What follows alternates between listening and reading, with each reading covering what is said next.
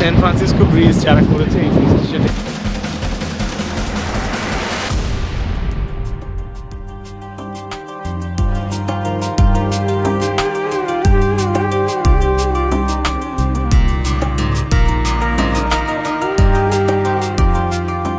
গাড়ি দিয়ে এগোতে এগোতে লিসবনের শহরের দৃশ্য ধীরে ধীরে পেছনে পড়ে থাকে।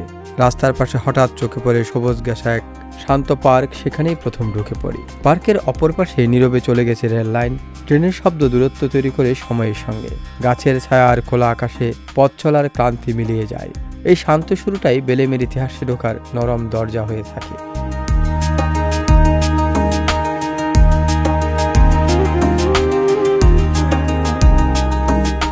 দাঁড়িয়ে আছি পর্তুগালের লিসবনের ঐতিহাসিক এলাকা বেলেমে। এই জায়গাটা শুধু একটা পর্যটন স্পট নয়, একটা ইতিহাসের এক জীবন্ত পৃষ্ঠা যেন। এই নদীর ধার থেকে একসময় যাত্রা শুরু করেছিলেন ভাস্কো দা গামা, সমুদ্র পেরিয়ে অজানার উদ্দেশ্যে।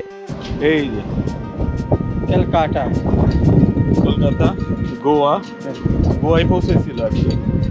আর আপনার এই যে বাংলাদেশ আলটিমেটলি তো এইখানেই হবে আর কি। হ্যাঁ, তখন তো বাংলাদেশেই গেছিল। এই জায়গা থেকে আসলে ভাস্কো দা গামা ভারতের উদ্দেশ্যে যাত্রা শুরু করেছিল। আমরা এখন ওই জায়গায় দাঁড়িয়ে আছি, ঐতিহাসিক জায়গা বলা যায়। আজ আকাশটা একটু আলাদা, হালকা বৃষ্টি পড়ছে, আর এই বৃষ্টি ফোটার সাথে যেন ইতিহাসও ধীরে ধীরে ভিজে উঠছে। আমার সামনে যে নদীটা দেখছেন, এটা টেজুস নদী। একসময় এই নদী দিয়েই বিশাল বিশাল জাহাজ বেরিয়ে যেত নতুন পৃথিবী খুঁজতে। আর জাহাজ নেই, কিন্তু বাতাসে এখনো আছে অভিযাত্রার গন্ধ। এখন চলুন যাই বেলেম টাওয়ারের দিকে। বেলেম টাওয়ার প্রথম দেখাতেই চোখ আটকে যায়। সাদা পাথরের উপর গথিক আর ম্যানুয়েলিজ স্থাপত্যের মিশেল। বৃষ্টি পড়লে এর সৌন্দর্য যেন আরো নরম হয়ে আসে।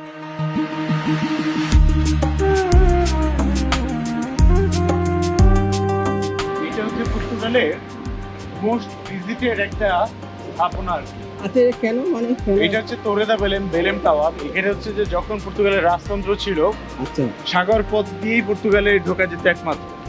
এবং এটা ছিল হচ্ছে যে রাষ্ট্রীয় অতিথিদের স্বাগত জানানোর একটা টাওয়ার আর কি। এটা ছাদ থেকে গাঢ় কর্নার দেওয়া হতো আর কি। এই টাওয়ার এক সময় ছিল পর্তুগালের প্রতিরক্ষার অংশ, কিন্তু তার চেয়েও বড় পরিচয় ছিল এটাই শেষ বিদায়ের যেন নীরব সাক্ষী। নাবিকরা এখান থেকে দেশের দিকে শেষবার থাকিয়ে সমুদ্রে পাড়ি দিতেন। আজ বৃষ্টির মধ্যে দাঁড়িয়ে থাকলে মনে হয় 1000 বছর আগের কোনো নাবিক হয়তো ঠিক এমন আবহাওয়াতেই ভেজা চোখে যাত্রা শুরু করেছিলেন। টাওয়ারের পাশেই একটা ছোট পার্ক আছে, আমরা সেখানেও ঘুরে এলাম।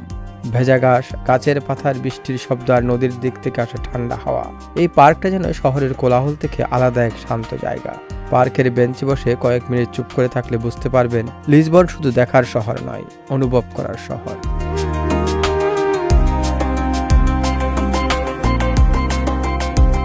এখন সামনে যেটা দেখছেন সেটা সেন্ট্রো কালচার দি বেলেম, সংক্ষেপে সিসিবি। এই কালচারাল সেন্টারটা একদম আধুনিক, কিন্তু আশপাশের ইতিহাসের সাথে অদ্ভুতভাবে মানিয়ে গেছে।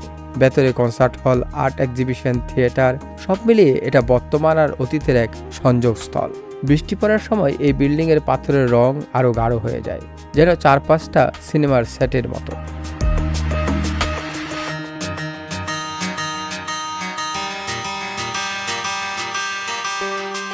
অনেকক্ষণ ধরে হাঁটলাম, বুঝতেই পারছেন একটু খিদা তো লাগবেই। আর বেলেমে এলে এই জায়গায় না ঢুকে গেলে ভ্রমণ অসম্পূর্ণ থেকে যাবে। হ্যাঁ, বলছি বেলেমের ঐতিহ্যবাহী খাবারের দোকানগুলোর কথা। বিশেষ করে আমরা যেখানে ঢুকছি সেই বিখ্যাত পান্তেস দে নাতা।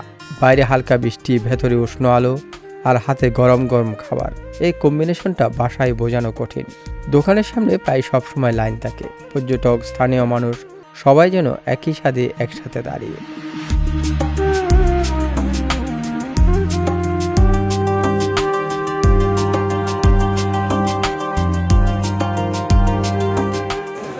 এগুলো আমরা কি বিখ্যাত খাবার খাচ্ছি? হ্যাঁ, এটা হচ্ছে যে আপনার পর্তুগালের সিগনেচার ডিশ পাস্টেজ দা বেলেম, মানে বেলেমের ঐতিহাসিক একটা দোকানের অর্থাৎ নাতার উৎপত্তি যেখানে হয়েছিল। আচ্ছা, এটা তারপরে আমরা এটা হচ্ছে যে পর্তুগালের যে কডফিশ, আরেকটা জনপ্রিয় আইটেম। আমাদের আলুর চপের মতো লাগছে। এটা হচ্ছে যে আপনার কডফিশের চপ, পাকালাও। আর এটা হচ্ছে পর্তুগালের কফি আর কি, নর্মাল এক্সপ্রেসো, আর এইটা ক্যাপাচিনো, ক্রিমি ক্যাপাচিনো। আচ্ছা, ঠিক আছে।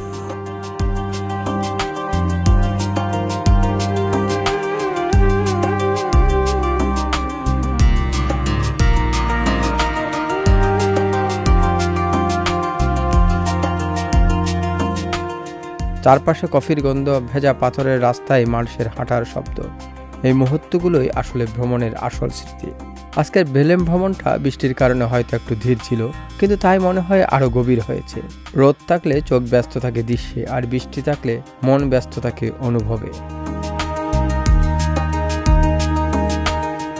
এই জায়গা মনে করিয়ে দিয়ে ইতিহাস শুধু বইয়ে থাকে না, ইতিহাস থাকে নদীর ধারে, বৃষ্টি ভেজা টাওয়ারে, আর হাঁটার সময় হঠাৎ থেমে যাওয়া মুহূর্তে।